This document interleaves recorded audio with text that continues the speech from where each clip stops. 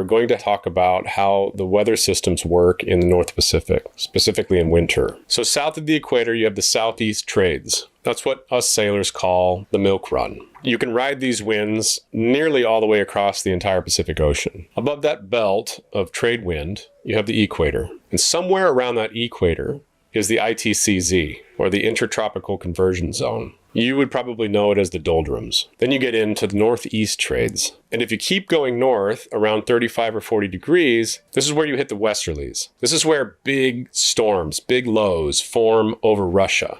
And then they roll across the Pacific and they hit the Aleutian Islands. That whole system of weather is called the Aleutian Low. And it lives there because of the interaction with the North Pacific High. And in between these two zones, whenever two systems meet like that, you get a constant battle of pressure systems.